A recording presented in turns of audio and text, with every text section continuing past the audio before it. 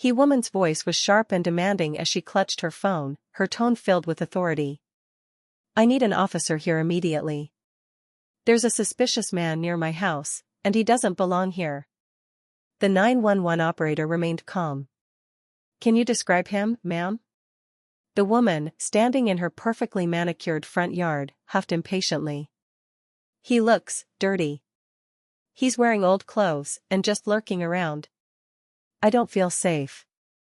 Across the street, an older man stood next to a wooden fence, a small toolbox at his feet. His hands were rough and calloused, his back slightly hunched from years of labor. He wasn't loitering, he was working. But to the woman making the call, that didn't matter. The operator asked another question. What exactly is he doing? The woman's lips pressed into a thin line. I don't know. He's just standing there. It's suspicious. The 911 operator's voice remained neutral, but there was a pause before she responded. An officer is on the way. The woman smirked, satisfied. This was her neighborhood, and she wouldn't allow just anyone to wander around unchecked. Minutes later, a police car pulled up to the curb. A uniformed officer stepped out, adjusting his belt as he surveyed the scene. The woman practically marched toward him, her voice dripping with urgency. Officer, I'm so glad you're here. That man over there, he's up to no good.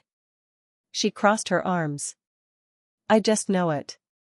The officer followed her pointed finger, his expression unreadable as he turned to look at the so-called suspicious man. Then, something unexpected happened. The officer's stern posture relaxed. His lips curled into a slight smile. Oh, him? He asked casually. The woman frowned. Yes. He's been hanging around, making me uncomfortable. But the officer wasn't reaching for his radio. He wasn't interrogating the handyman. Instead, he nodded in recognition. That's Frank. The woman's smirk faded. What?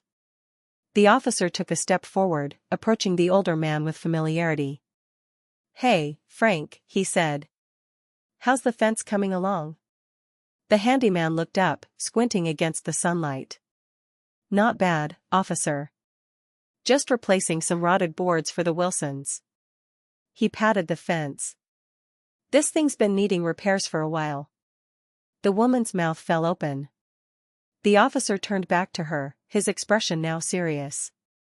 Ma'am, why exactly did you call 911? She faltered. I thought he was trespassing. The officer's brows furrowed. Did you talk to him before calling us? Silence. A few neighbors had now peeked out from their windows, watching the scene unfold. The officer's tone sharpened. Frank has lived in this town longer than I have.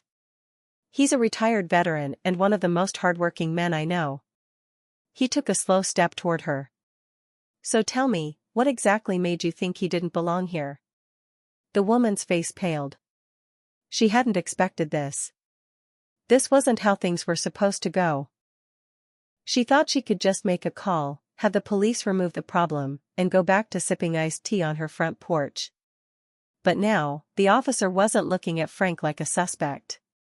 He was looking at her. And for the first time, she felt something unexpected, panic. Because this time, she wasn't in control. The woman's face tightened, her mind racing for a response. Officer, I was just trying to keep the neighborhood safe, she said quickly, straightening her posture. I didn't know who he was. The officer's expression didn't soften. You could have just asked. Frank watched the exchange in silence, his weathered hands tightening around the hammer in his grip. He had seen this type before, the kind who judged first and asked questions never. The woman huffed. That's not my job. We pay HOA fees to make sure things like this don't happen. She gestured wildly at Frank, her frustration growing. He doesn't even live here. The officer glanced at Frank, then back at her. His patience was thinning. Ma'am, let me ask you something. Has Frank done anything wrong?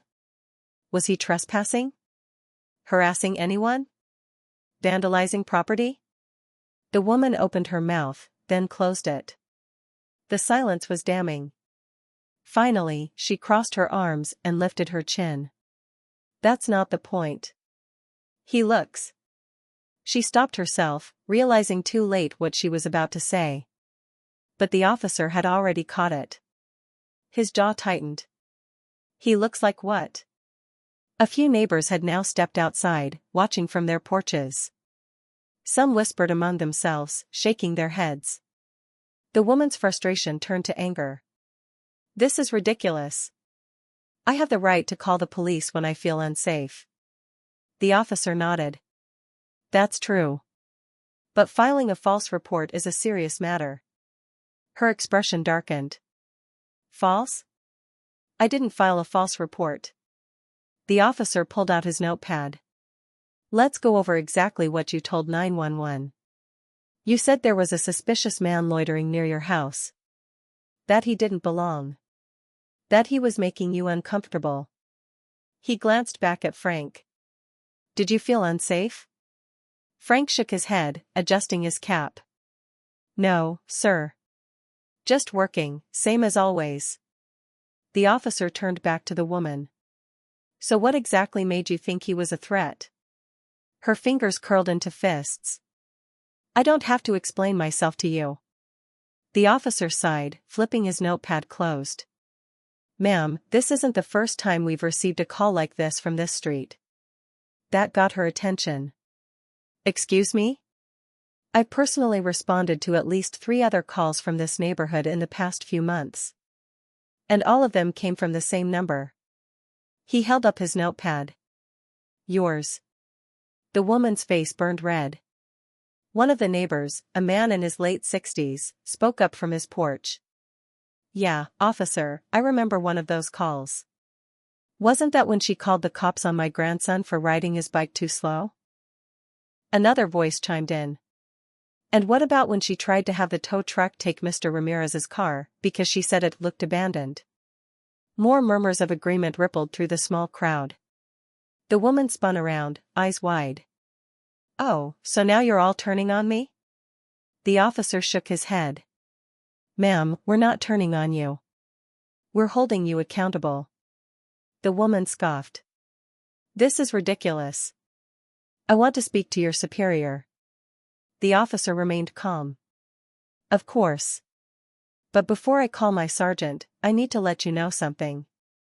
He reached into his pocket and pulled out a small slip of paper. Filing a misleading 911 call is an offense. And given your history of complaints, we may need to look deeper into this. Her eyes widened. You can't be serious. The officer didn't smile. I am. The woman looked around, waiting for someone to step in and defend her. But no one did. The people she had once bullied, threatened, and harassed were no longer afraid of her. For the first time, the power she thought she had was slipping away. And this time, no one was coming to save her. The woman's lips parted, but no words came out. Her mind was spinning, trying to regain control of the situation. This is outrageous, she finally snapped, her voice a little less confident than before. I was only doing my duty as a responsible homeowner. The officer raised an eyebrow. And what duty is that, exactly? She huffed.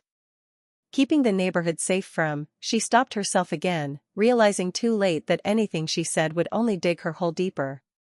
The neighbors were watching closely now, some whispering to each other, others just shaking their heads.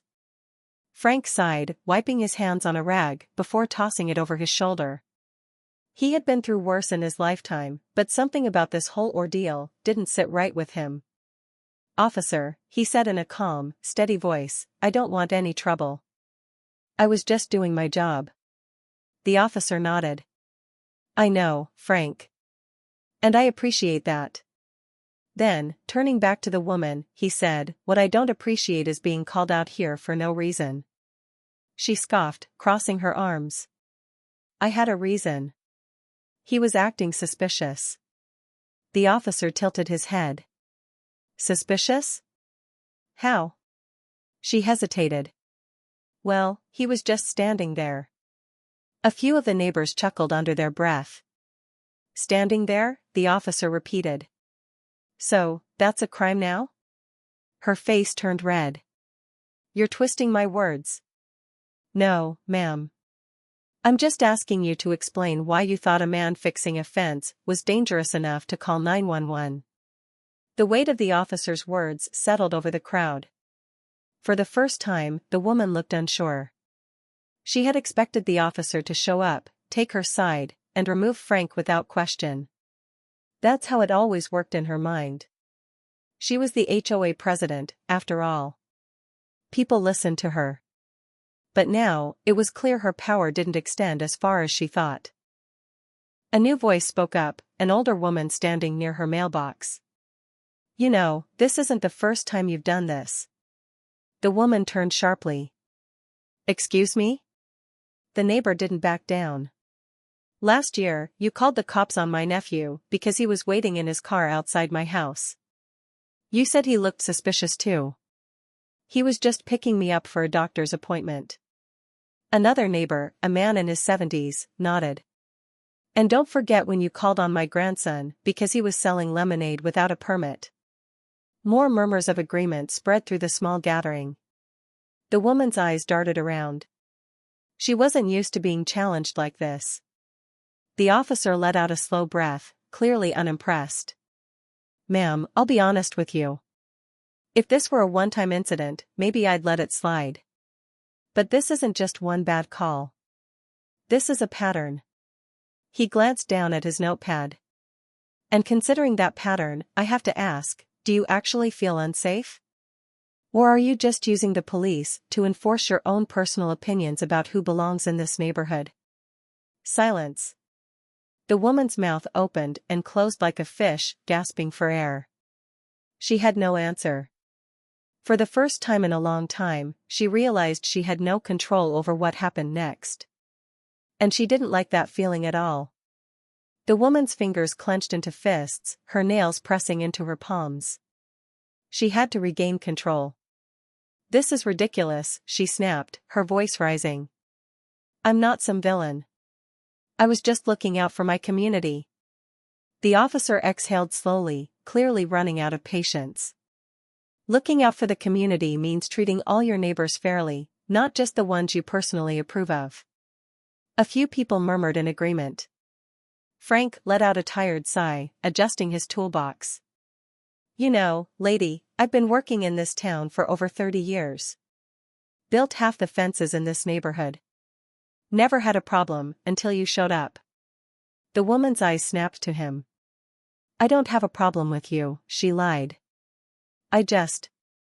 But Frank cut her off, shaking his head. Yeah, you do. And it's not just me. The murmurs from the crowd grew louder. Then, a new voice chimed in, a tall man wearing a faded baseball cap, standing near his driveway. Actually, I got a letter from the HOA last month saying my lawn wasn't up to standard. A woman in her 60s, holding a cup of tea, added, yeah, and she fined me for leaving my garbage cans out an extra hour past pickup time. Even though I was at the doctor's office that morning. Another voice. She tried to tow my truck for not looking modern enough. And another. She yelled at my niece for playing hopscotch on the sidewalk. Said it made the neighborhood look messy. The woman whipped around, stunned. Her perfect control over the neighborhood was slipping through her fingers. I was just following the rules, she shouted. The officer raised an eyebrow. Were you?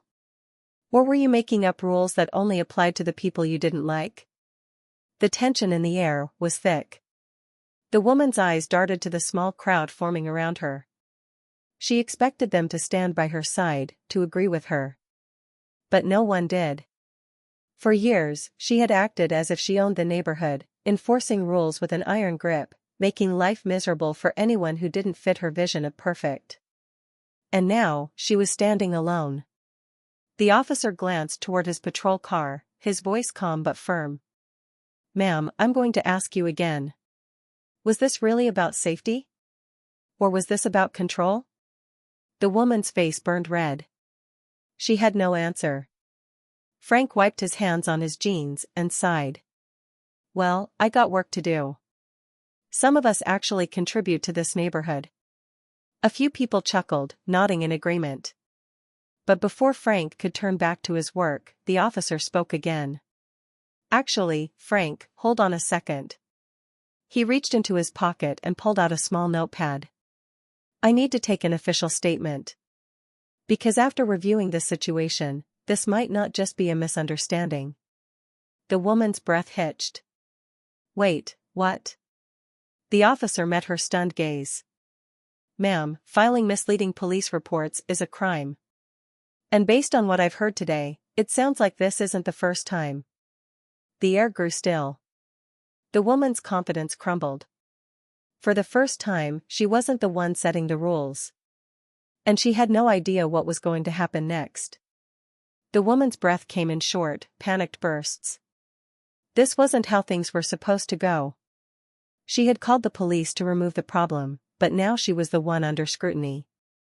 This is absurd, she said, forcing out a laugh, though it sounded more nervous than confident. You can't be serious, officer. I was just doing my civic duty. The officer didn't budge. Your civic duty doesn't include misusing emergency services. He held up his notepad. And based on what I'm hearing, this isn't the first time. A ripple of agreement passed through the small crowd of neighbors. She's done this before. Always calling the cops over nothing. Makes life miserable for the rest of us. The woman's face burned with humiliation. She had spent years controlling this neighborhood, setting rules, issuing fines, making sure everything looked exactly the way she wanted. But now, the people she had bullied were speaking up. And there was nothing she could do to stop them. Frank crossed his arms, watching the scene unfold. He had no interest in revenge, but he wasn't about to let this slide either. The officer flipped through his notes. Tell me, ma'am, how many times have you called the police in the past year? The woman's lips pressed together in a tight line. She knew the answer. Too many. The officer, however, wasn't going to wait for her response. We keep records of every 911 call. And I'll be reviewing yours. Her stomach dropped. If they checked her history, they'd see everything. The time she called about a teenage boy waiting outside his friend's house. The time she called about a man walking his dog, claiming he looked out of place. The time she called about a delivery driver because she didn't recognize his van. They would see it all. Her authority, the power she had used to intimidate and control, was gone. She turned to the crowd, hoping for support. I was just following the rules. You all should be thanking me. This neighborhood is perfect because of me. Silence. Then, a voice cut through the air. No, it's perfect in spite of you. The woman's head snapped toward the speaker, an elderly man who had lived in the neighborhood for decades. He shook his head. We're tired of you, Brenda. She stiffened at the use of her name. It sounded so much smaller now. The officer exhaled, glancing at the crowd. Is that how most of you feel? A chorus of yes followed. The officer turned back to the woman. Then we may need to take this further. Her breath caught in her throat. Further? If this is a pattern of harassment, there could be legal consequences. The color drained from her face.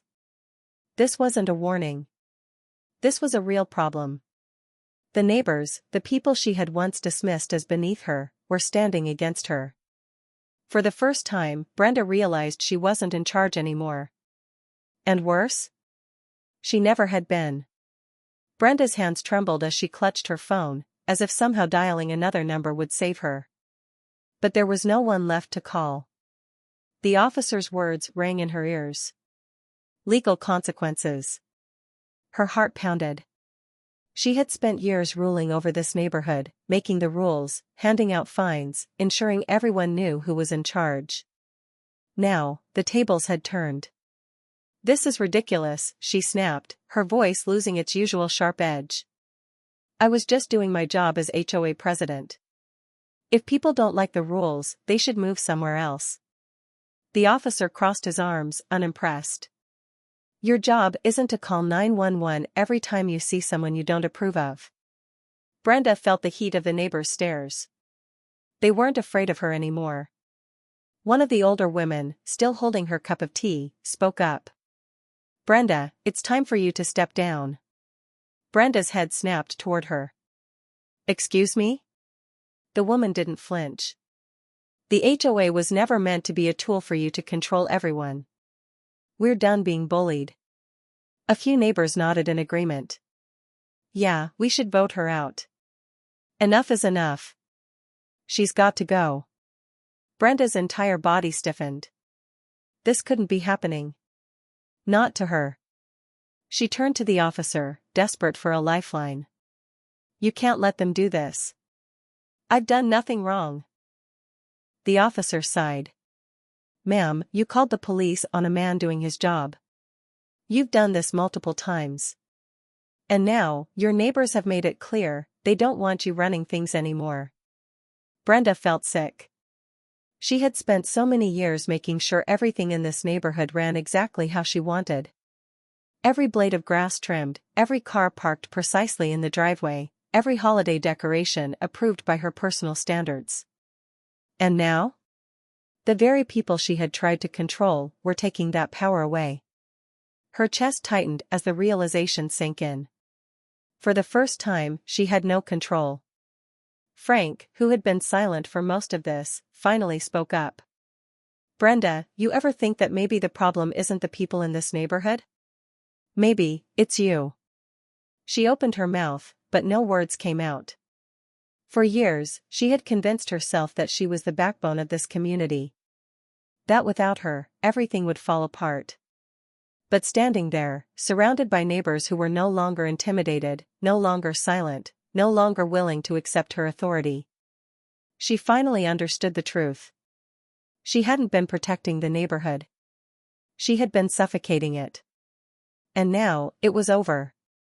Brenda stood frozen, her mouth dry, her heart racing. It was over. For years, she had dictated every detail of this neighborhood, who could park where, what color people could paint their doors, even what decorations they could put up during the holidays. She had wielded her position like a weapon, enforcing rules that only benefited her and punishing those who didn't fit her mold of perfect. But now, the people had spoken. And for the first time, she was powerless. You can't do this, she whispered, though the desperation in her voice was clear. I built this neighborhood. I made it what it is. Frank let out a slow breath, shaking his head. No, Brenda. This neighborhood was fine before you. It'll be fine after you. The officer looked between Brenda and the growing crowd. It seems like your neighbors have made their decision. The woman with the cup of tea, who had spoken up earlier, took a step forward. We'll be holding a meeting, Brenda. A real vote this time. And it's time for new leadership. Brenda's stomach twisted. A vote? She had rigged the last one to keep herself in power, threatened and manipulated to make sure no one dared to challenge her authority. But now, no one was afraid of her anymore. For the first time, she saw the truth. She had never really been in charge. She had only been a tyrant, forcing people to obey out of fear of fines and punishments. And now, without that fear, she was nothing. She clenched her fists. You're making a mistake. This neighborhood will fall apart without me. Frank let out a small chuckle. I think we'll manage. A few of the neighbors laughed, nodding in agreement. The officer put his notepad away. If I were you, ma'am, I'd take this as an opportunity to reflect. And maybe, just maybe, start treating people with respect. Brenda turned away from him, her face burning. She had spent years telling others what to do, acting as if she was superior. And now? She was nothing more than a cautionary tale. The neighbors slowly started to walk away, murmuring among themselves about the upcoming vote. Frank sighed, turning back to his fence. He still had a job to finish. Brenda stood alone, watching as the world moved on without her. For the first time in her life, she realized what it felt like to be on the outside looking in. And she didn't like it. As she turned back toward her house, a harsh truth settled in her chest. She had spent years trying to control everything and everyone. But in the end, the only thing she had truly destroyed was herself.